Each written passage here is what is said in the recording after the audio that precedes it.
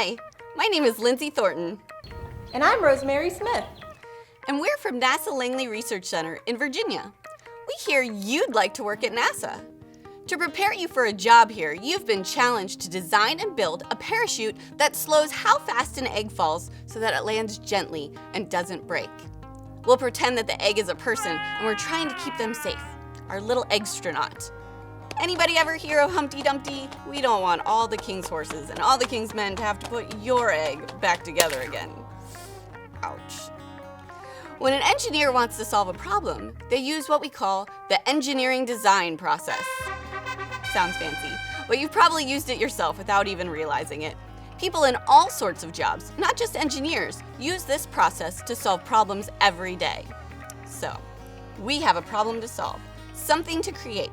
A parachute for an eggstronaut that will help it to land gently.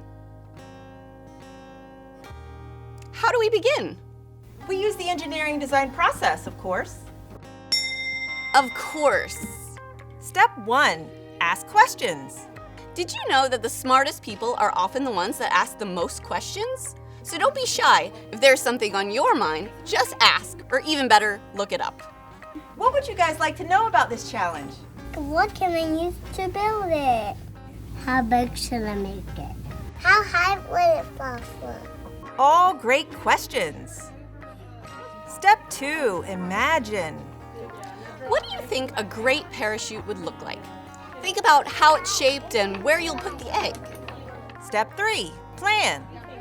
A good engineer always makes a plan before building something, usually drawing it or making a small model before building the real thing. Discuss with your team how you want to build your parachute, then make a drawing of it on paper. Be sure to label the parts of your parachute clearly. Step 4, create. Now go and build it. Use your plan from step 3 to build your parachute. Step 5, test it. Did it work the way that you wanted? If it didn't, that's okay. Part of building something new is learning from your mistakes. Here at NASA, we know that failure in the beginning of a project only means a higher level of success in the end. Step 6, improve it. Once you've tried your parachute out, maybe it didn't quite work the way you wanted, or you see ways to improve it.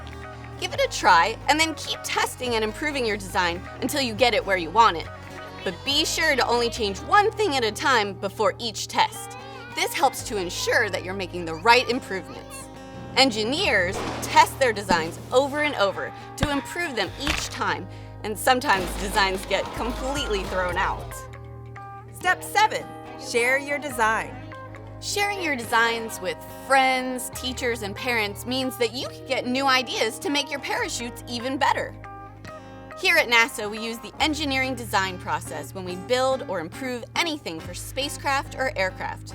That includes testing the parachutes used for landing robotic rovers on Mars or the ones used for getting astronauts home safely from the space station. We perform testing in wind tunnels like you see here.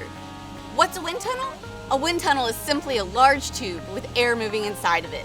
Scientists can change the speed of the air to copy the actions of an object in flight. Scientists and researchers here at NASA use wind tunnels to test models of aircraft, cars, spacecraft, parachutes, and more. Different types of wind tunnels are used depending on how fast the object will travel in real-life situations. What would you test in a wind tunnel?